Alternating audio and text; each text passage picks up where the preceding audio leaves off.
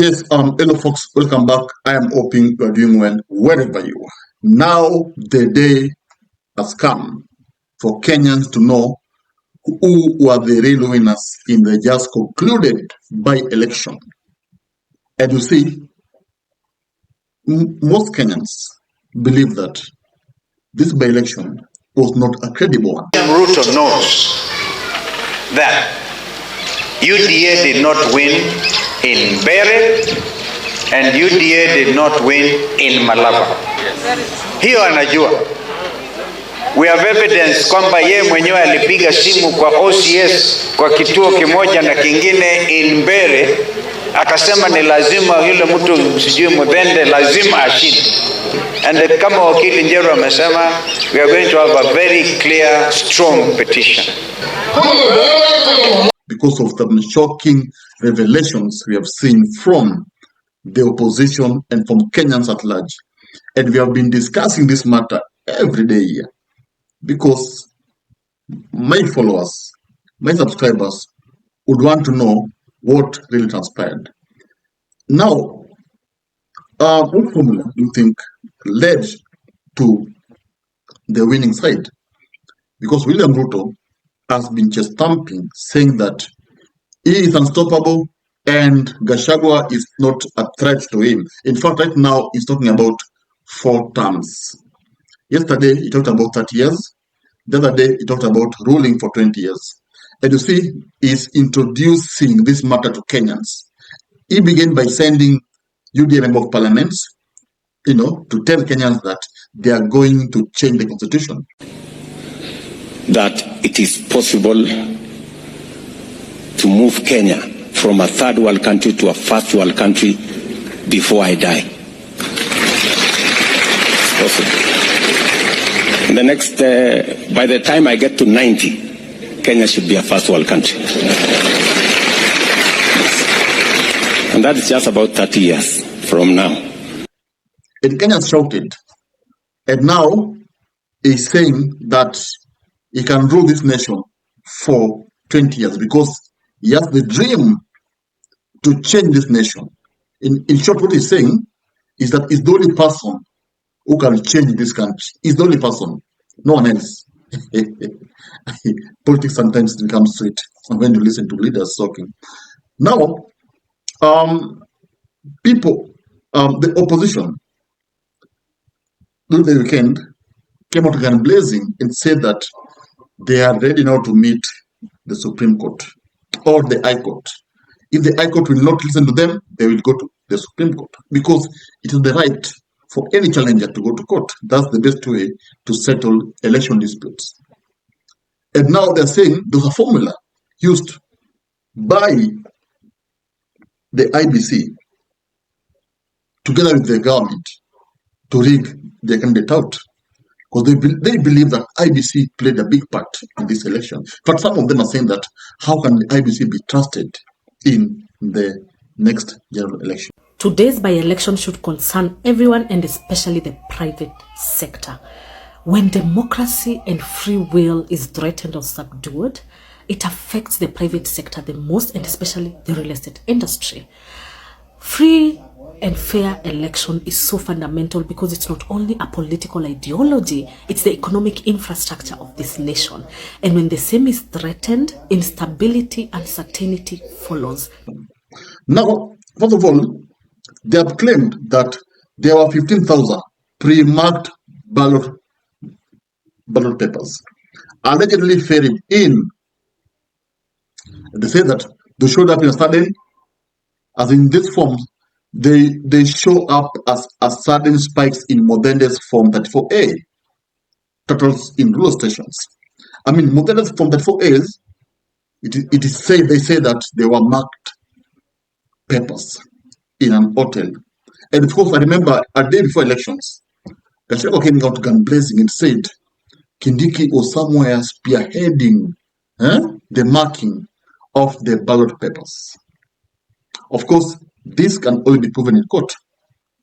I hope they can prove the point because court want evidence. And they are adamant that they have credible evidence. In fact, Justin Muturi yesterday said that the evidence is having will shock the whole country. So by-election is not over, especially the Mbeere by-election. It's not over. And the Kenyans are yet to witness mother of shocking what? Drama in politics. Have instructed us. We are going to challenge those elections in court. His Excellency Kalonzo Musyoka with his brother Rigathi Gachagua, they have put together a team of competent lawyers. Na tunapozungumza hivi tunaandika hiyo matarajio, hiyo petition yetu tutaipeleka kotini liwe. Number 2, aside from 34A, in at least 7 Kanyuambora and Ishara stations, opposition agents chased away, allowing unchecked numbers. Yes, in Kanyuambora and Ishara stations, the opposition agents were chased away. And they said that this allowed unchecked numbers. Yes, they were chased away. Actually, I saw a group of people, complaining about CS Ruto, ambushing a polling station and chasing them away. They say that after that happened, some boxes, big boxes, everyone's got in, and boom, the voting count began. They are saying that, not my words, not my words, not my words. They are saying that. So ours is to wait and see what will unfold. Number 3, overvoting detected. There was overvoting. I'm like, because 3 stations, everyone ward recorded 72 and 78% turnout versus historical 52%. In this ward called Evurore ward, there was recorded 72% turnout versus the normal 52%. Usually, in this ward, people turn out 50%. They put it that way. But that day, it was 80%. That raises a question. So, did they go there to vote for Mudende only? Or, of course, Mudende is the one who emerged the winner there. Now, number 4, late night fudges said that after 11 p.m., Mudende gained 1,800 votes in 12 stations, while Karish added only 220. After 11 p.m., Mudende gained 1,800 votes in 12 stations, while Karish added only 220. Remember, 11 p.m., this is the time people are going home. No one is voting. There's no activity. But at this particular time, Mudende got 1,800, almost 2,000 votes. And Karish, his fiercest rival, got only 200. Of course, that makes you ask yourself questions. Only, Mudende people only went there late night. People ask themselves that this is not mathematically possible. Yes? Number 5, mismatched serial numbers. Some Form 34A copies shared online have duplicate or missing Kim's kit serials. The forms they were missing. They didn't have serial numbers. Some of them are duplicate. Some of them didn't have at all. And that, of course, makes people ask the same questions like, what was happening? Because if there was not even, at least there would have been some uniformity. But in this case, things were just a mess, and things were happening late night, according to them. Number 6 is that Chicago. Sorry for that. Chicago anomaly. One polling station Form 34A shows 460 votes, ballots cast, but only 390 voter names in the register is extract.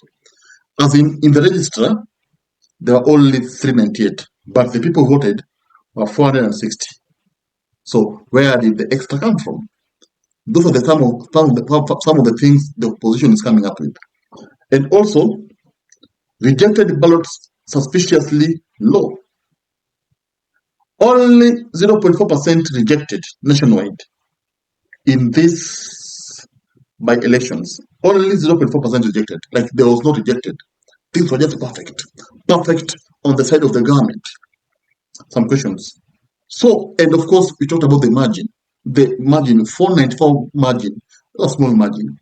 Exactly the size of the alleged staffing in just 4 to 5 bag stations. You see, this margin, it's just a small thing that can just be hardened.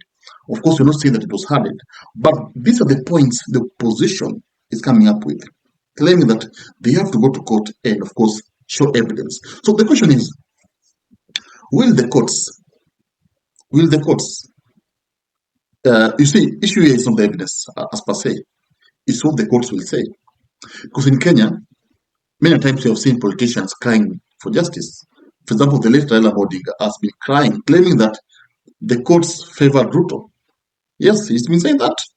So if this is just a small violations, you can't compare it with the Raila issue, because Raila was a presidential one.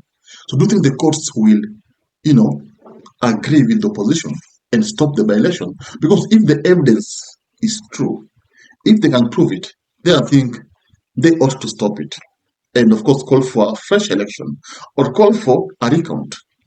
But now, should there be a problem, can the opposition trust IBC? Because once beaten, twice shy. Thank you, guys. Subscribe. If you love politics, then Dr. Politica is your cup of tea. The place for minds that think. If you are watching this from anywhere else, search the name, hit subscribe, and stay sharp with us.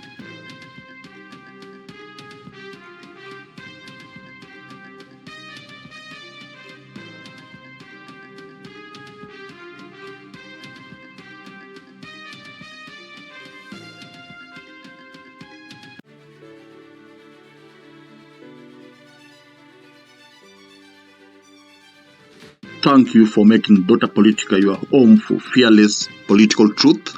Every view, every like, every share fuels the fire behind the hours of research, filming, and editing we pour into each episode. By showing up consistently, you don't just support a channel, you empower a voice. In a world ruled by headlines, spin, and power games, you remind us that real people still care about real facts. We are here to inform, inspire, and ignite critical thinking, not just for today, but for generations to come. You are not just a viewer, you are the reason this platform exists.